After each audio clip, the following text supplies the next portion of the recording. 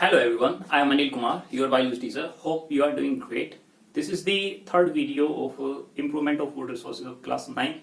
आज का topic start करने से पहले हम थोड़ा सा रिवाइंड कर लेते हैं कि हमने अभी तक क्या किया है.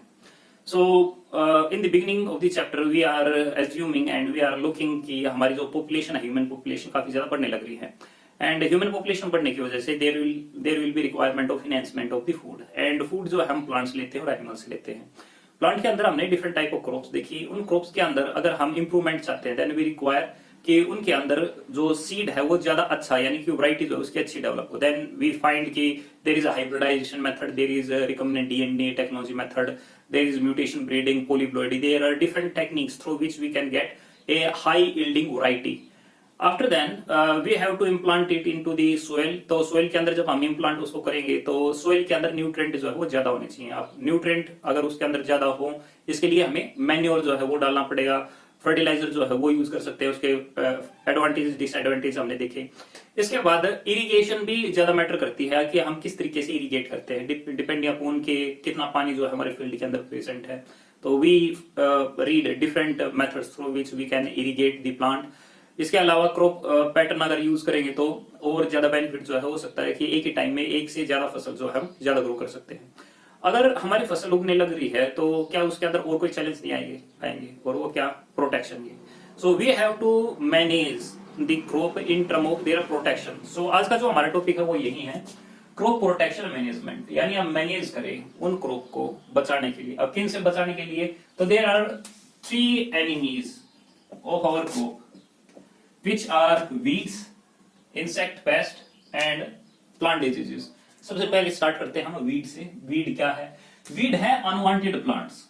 ऐसे अनवांटेड प्लांट जिनको हम चाहते नहीं वो ग्रो हो और ना ही ह्यूमन एफर्ट के द्वारा जो है ये ग्रो होते हैं.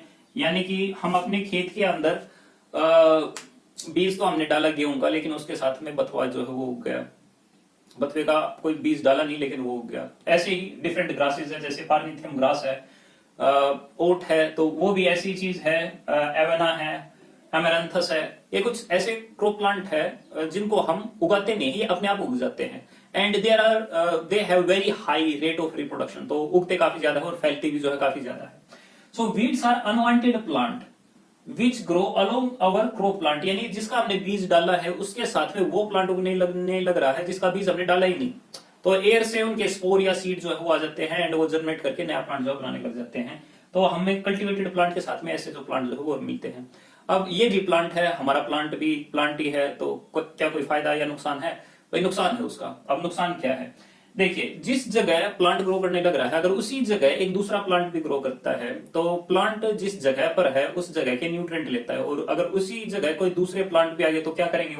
वो कंपीट करेंगे न्यूट्रिएंट के साथ में. यानी कि जो माइक्रो न्यूट्रिएंट है, मैक्रो न्यूट्रिएंट है, वो भी लेगा. तो उससे क्या होगा कि हमारी जो क्रॉप है उसको कम न्यूट्रिएंट मिलेंगे एंड उसको जो है थोड़े से ज्यादा मिल सकते हैं क्योंकि उसका रेट ऑफ रिप्रोडक्शन ज्यादा है.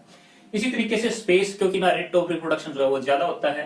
लाइट एंड वाटर, उसके लिए भी जो है कम्पीट करते हैं. आपने पानी दिया, इरिगेट आप करने लग रहे हो. इरिगेट किसके लिए करने लग रहे हो? जिसके हमने जो बीज जो है वो बोए हैं, लेकिन उसके साथ में दूसरा बीज उगने लग गया तो उसके जो प्लांट है वो भी उसका वाटर जो है वो लेने लग रहा है. तो हमारी जो मेन क्रॉप है उसको पानी कम मिलेगा.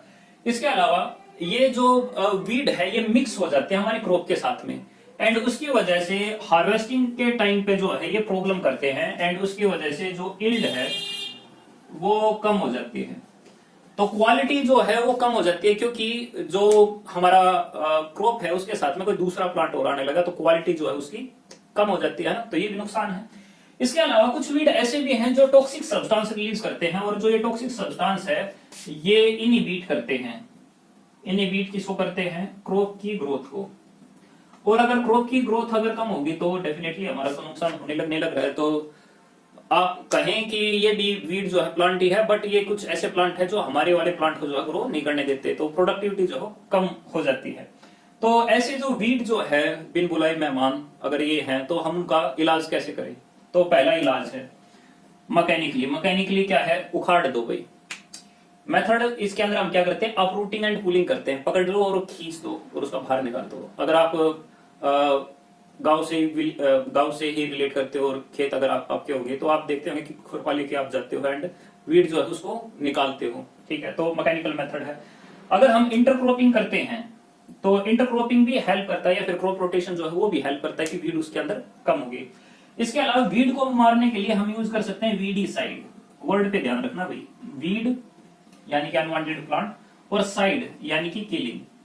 तो वीडीसाइड यानी कि ऐसे केमिकल्स जिसके द्वारा जो वीड जो है वो मर जाता है, ऐसे केमिकल को हम क्या कहते हैं, वीडीसाइड।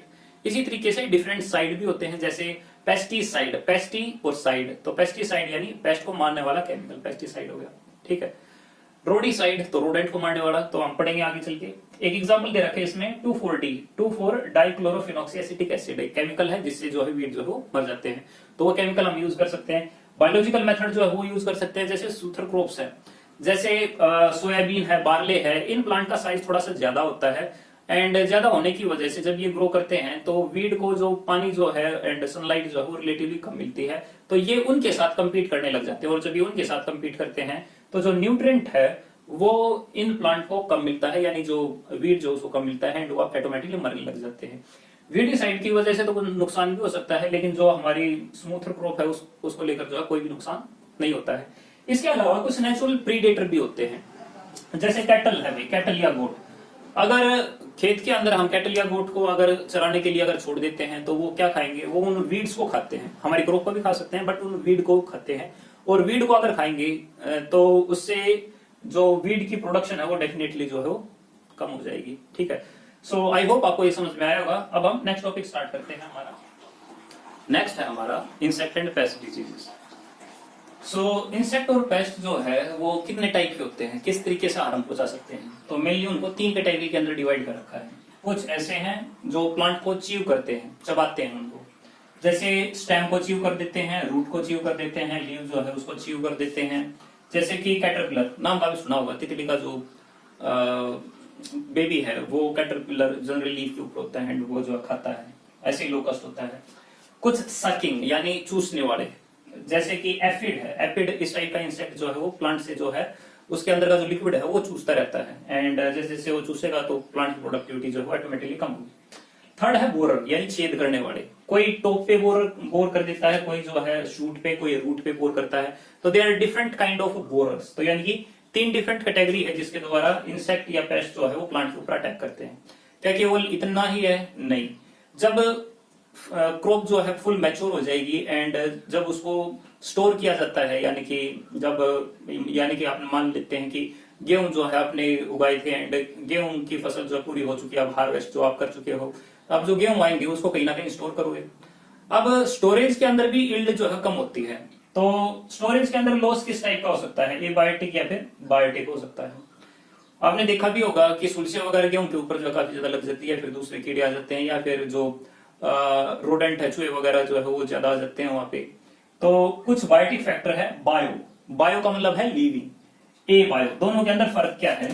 अगर हम स्पेलिंग देखें तो सिर्फ ए का है, BIO TIC बायोटिक पर ए लगा दिया, ए बायोटिक। ए का मतलब है नोट और बायो का मतलब है लिविंग, यानी कि जो नॉन लिविंग है, नॉन लिविंग। कुछ नॉन लिविंग फैक्टर है और कुछ जो है लिविंग फैक्टर है, जैसे कि इंसेक्ट, पेस्ट, रोडेंट जो है कुतरने वाले जो ऑर्गेनिज्म है, जैसे कि रेट हो गया, वो स्टोर किए हुए जो हमारा गेहूं जो है उसको कम करते हैं। सिमिलरली एबायोटिक फैक्टर के अंदर मॉइस्चर, ह्यूमिडिटी अगर ज्यादा हो जाती है तो उससे जो फंगस ज्यादा ग्रो हो जाएगी। अगर फंगी लग गई गेहूं पे या फिर कोई भी आपने पेन रखा हुआ है तो वो तो प्रोडक्टिविटी और खराब करेगा, तो जो आपकी पूरी मेहनत जो है उसको और खराब करेगा, जिसकी वजह से हो सकता है कि कलर जो है उसका चेंज हो जाए या फिर छेद हो जाए उसके अंदर। नॉर्मली आपने देखा भी होगा वेट जो है वो कम हो जाता है एंड वो फिर जर्मिनेट जो है नहीं करता, जिसकी वजह से उसकी मार्केट वैल्यू जो है वो कम मिलती है। अब मार्केट वैल्यू कम होगी तो ये तो और बड़ा नुकसान हो गया। तो इसको किस तरीके से रोके?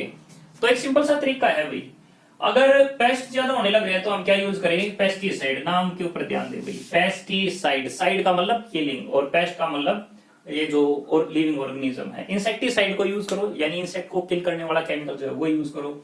ऐसे ही रोडेंडोसाइड होता है, रोडेंट्स को मारने के लिए जो है वो काम आता है। फंगी को मारने के लिए फंगीसाइड होता है, फंगी और साइड यानी कि ऐसा केमिकल जो फंगी को जो है किल करता हो। इसी तरीके से नेचुरली नीम को यूज करते हैं या निकोटीन को यूज करते हैं। आपने देखा भी होगा जब भी आपके घर के अंदर ठेके में गेहूं डाला जाता है तो नीम भी डालते हैं अलग से, निकोटीन की गोलियां भी डालते हैं, इसके अलावा कुछ और दवाइयां जो है वो भी डालते हैं, ताकि अगर कोई इंसेक्ट पेस्ट आ भी जाए तो वो जो है उसको खा के या फिर सूंघ के जो है वैसे मर जाए। या फिर अगर खेत के अंदर है तो हम क्या पाले, नेचुरल प्रीडेटर जो है वो पाले, जैसे कि अगर गेहूं वहां पे ज्यादा है या फिर ग्रेन्स काफी ज्यादा तो चिड़िया आएंगी, तो क्या पाल ले आप जो है कुत्ते पाल लो, ठीक है, कुत्ते को देखकर जो है वो वैसे भाग जाएगी। इसी तरीके से लेडी बर्ड होते हैं, उनको आने दो ताकि जो दूसरे हार्मफुल इंसेक्ट जो है उनको जो है वो किल कर दे। अगर क्रॉप पैटर्न अगर यूज करते हैं तो ये इंसेक्ट पेस्ट की प्रॉब्लम जो है काफी ज्यादा कम हो जाएगी, क्योंकि क्रॉप पैटर्न के अंदर एक बार एक फसल है, फिर उसके बाद दूसरी फसल है, तो पहली क्रॉप के जो इंसेक्ट पेस्ट जो है उनके सीड, उनके जो एग जो है वो अगली जनरेशन के अंदर काम नहीं होते, उनका जो लाइफ साइकिल है वो टूट जाता है। इसी तरीके से हम जब भी स्टोरेज करें तो उनको रिड्यूस करें, तो नॉर्मली हम ऐसा करते भी हैं, जैसे गेहूं आगे तो उसको क्या करेंगे, पहले तो सुखाएंगे, और जब वो काफी ज्यादा सूख जाते हैं तो फिर उसके बाद में स्टोर करते हैं। तो जो सुखाने का काम है ना, तो अराउंड गेहूं के अंदर होता है अराउंड 25% तक मॉइस्चर होता है, तो सुखाने से क्या होता है 9% तक हो जाता है। जब उससे काफी ज्यादा अमाउंट में वाटर चला जाता है तो फिर उसके ऊपर इंसेक्ट पेस्ट उल्सियां वगैरह जो है लगने की जो टेंडेंसी है जो वो रिलेटिवली कम होते हैं। गनी बैग्स जो है वो यूज करें, तो हम तो करते भी हैं भाई, जैसे बोरिया वगैरह कट्टे वगैरह जो हम यूज करते हैं जो जूट के बने हुए हैं, तो उनको अगर यूज करेंगे तो जो इंसेक्ट पेस्ट जो है वो कम लगेंगे। इसके अलावा जिस जगह हम इनको रखते हैं वो जगह क्लीन होनी चाहिए, वहां पर ऐसा ना हो डस्ट वगैरह डर्ट वगैरह पहले से गिरी हुई हो, या फिर वहां पर वेस्ट जो है वो गिरा हुआ हो। हमें कोशिश यही करनी चाहिए वहां पर पहले से इंसेक्टिसाइड पेस्टिसाइड एक बार जो है मार के एक बार साफ जो है कर देना चाहिए, ताकि एकदम बिल्कुल स्टराइल इन्वायरमेंट हो, ताकि जब हम उसके ऊपर गेहूं रखें तो वो सेफ रहे। गेहूं रखने से पहले भी वैसे तो होता भी है कि हम नीचे जो है प्लास्टिक जो है वो बिछा दे, ताकि ग्राउंड के साथ डायरेक्ट कॉन्टेक्ट ना हो, अगर हुआ तो फिर हो सकता है इंसेक्ट पेस्ट जो है उसके ऊपर ज्यादा लग जाए। इसके अलावा कुछ केमिकल होते हैं जिनको बोलते हैं फ्यूमिगेंट्स, या फिर उस प्रोसेस को बोलते हैं फ्यूमिगेशन। फ्यूमिगेशन ऐसे केमिकल होते हैं जिनका छिड़काव करने की वजह से जो इंसेक्ट पेस्ट जो है वो तो मर जाते हैं, लेकिन हमारे ग्रेन को कोई भी नुकसान नहीं पहुंचता। जैसे कि मिथाइल ब्रोमाइड है, अगर उसका हम छिड़काव करते हैं तो जो इंसेक्ट पेस्ट जो है वो तो मर जाएंगे, लेकिन जो हमारी ग्रेन जो है उनको कोई भी नुकसान नहीं पहुंचेगा। काफी ज्यादा जनरल है, इसी वजह से हम जो है इस तरीके से करने लग रहे हैं। अब हम नेक्स्ट पार्ट करते हैं हमारा प्लांट डिजीजेस का। हमारा लास्ट पार्ट है प्लांट डिजीजेस। तो प्लांट को डिजीज करने वाला जो ऑर्गेनिज्म होगा उसको हम क्या कहेंगे, उसको कहेंगे पैथोजन। तो यानी कि ऐसा ऑर्गेनिज्म दैट कॉज डिजीज, उसको हम क्या कहेंगे, उसको हम पैथोजन कहेंगे।